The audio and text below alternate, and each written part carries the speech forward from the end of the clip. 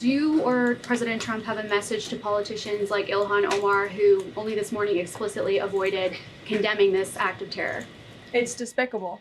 And frankly, we have seen a rise in anti-Semitic protests of pro-Hamas protests of terrorist sympathizers. We saw them on our college campuses, and we've seen the Democrat Party turn a blind eye and in some cases actually embrace such anti-Semitic illegal behavior. And that's why this administration has done more than any administration in history to crack down on anti-Semitism.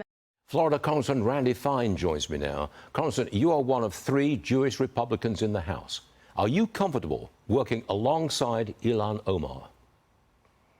Well, look, I stay as far away from her as I can. Ilhan Omar is not pro-America, and frankly, she endorses and supports Muslim terror. So I think that what happened a couple nights ago for her is probably considered a good thing, not a bad one. And it's very troubling that the radical left created this. Look, these protests are directly tied to what we've heard on college campuses. Yeah. When they talk about globalizing the Intifada, resistance by all means necessary, and that shows up in the manifesto from this shooter, that's where this stuff comes from. And it comes from Ilhan Omar, college campuses, and everywhere else. But how can the Democrats have anti-Semites in their party?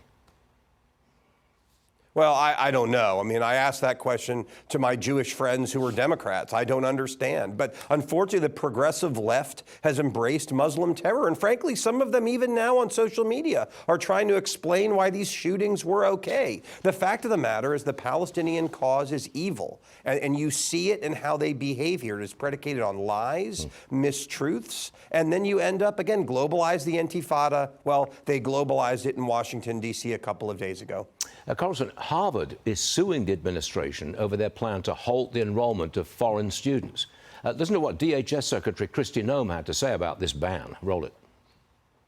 Harvard brought these consequences upon themselves. Harvard has a history of allowing not just protests, but violent protests where students were assaulted, they were discriminated against, they were verbally abused, and they've even facilitated a training for a paramilitary group affiliated with the CCP. So it's not just pro-Hamas activities that they have allowed to have happen on their campus. They've also allowed participation with Communist China. You're on the House Education and Workforce Committee. Well, what do you make of this move against Harvard? Well, I also went to Harvard, and I can tell you, 35 years ago when I was there, you saw a lot of this stuff, but I never felt unsafe as a Jewish student being there. That's what's different today. And if I were to make any encouragement to President Trump and Secretary Noem, it would be do this everywhere. We should not be bringing people into America to get an education who hate us. They should be coming here to get an education, and frankly, they should keep their mouths shut beyond that. I don't go into someone else's house and complain about it when I'm there. They're guests in our country, and they should realize that. And there's a real problem with folks not understanding that. Well said. Congressman Randy Fine, thanks so much for being with us this morning. We appreciate it.